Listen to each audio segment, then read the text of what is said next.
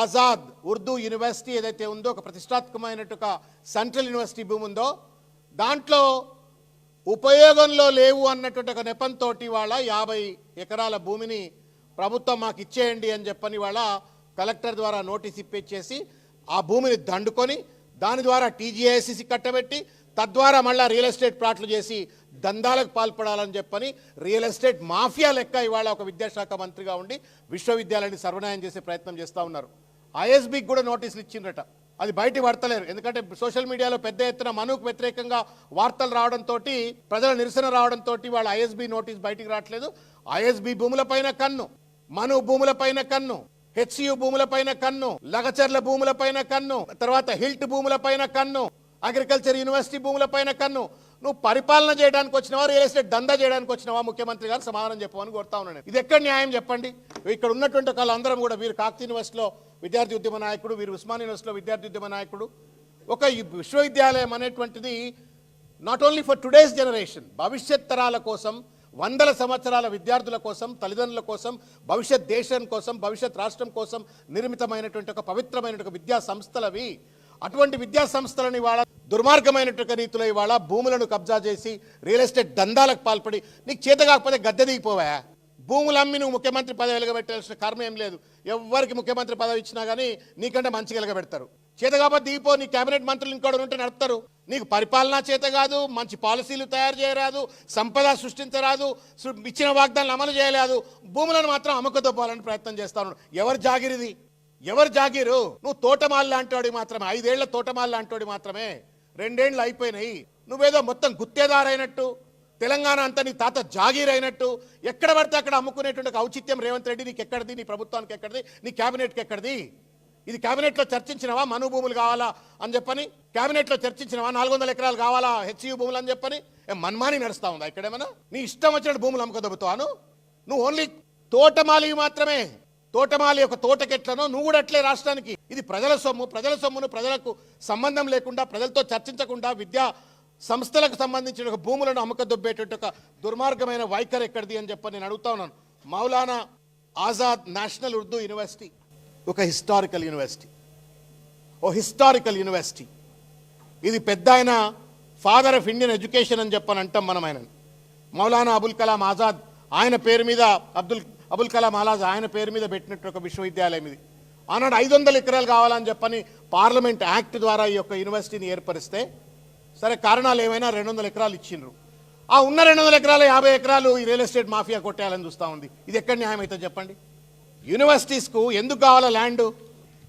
అక్కడ research institutions పెంపొందించడం కోసం, ఫ్యాకల్టీ క్వార్టర్స్ కోసం, స్టూడెంట్స్ హాస్టల్స్ కోసం, లంగ్ స్పేస్ ఎక్కువ ఉండాలని చెప్పని, లో డెన్సిటీ విశ్వవిద్యాలయాల్లో ఉండాలని చెప్పని, ఒక ఫ్రీ అకాడమిక్ ఎన్విరాన్మెంట్ ఉండాలని చెప్పని, అంత పెద్ద భూమి ఉండాలని చెప్పని ఒక విజన్ ఉన్న వాళ్ళు, విజ్డమ్ ఉన్నటువంటి వాళ్ళు విశ్వవిద్యాలయాలకు భూములు ఇస్తారు. అట్లనే నిజాం ఇచ్చినా, హెచ్సియుకు భూములు ఇచ్చినా, మిగతా యూనివర్సిటీల్లో పెద్ద పెద్ద విస్తీర్ణం కలిగిన భూములు ఎందుకు ఇస్తారు అంటే, భవిష్యత్ తరాల కోసం ఒక క్వాలిటీ అకాడమిక్ ఎన్వైరన్మెంట్ను క్రియేట్ చేయాలని చెప్పని భూములు ఇస్తారు. ఎక్కడ తలకు మాసిన వారం అండి, భూములన్నీ అమ్మకదొబ్బుతా ఉన్నాడు. పో కొడం ఎక్కడెక్కడో దూరంగా తీసుకుపోయి నువ్వు కావాలంటే నువ్వు ఇంకేదైనా భూములు అమ్ముకుంటే అమ్ముకో. కానీ విశ్వవిద్యాలయాలకు సంబంధించిన భూములు అమ్మడం అంటే దిస్ ఇస్ క్యాలస్నెస్, ఇర్రెస్పాన్సిబిలిటీ, బాధ్యత రాహిత్యం. ఇవాళ మౌలానా అబుల్ కలాం ఆజాద్ యూనివర్సిటీలో దాదాపు 28 డిపార్ట్మెంట్లు ఉన్నాయి. 7,000 మంది విద్యార్థులు అక్కడ చదువుకుంటున్నారు. దాదాపు 3 లక్షల మంది విద్యార్థులు డిస్టెన్స్ ఎడ్యుకేషన్ చదువుతున్నారు.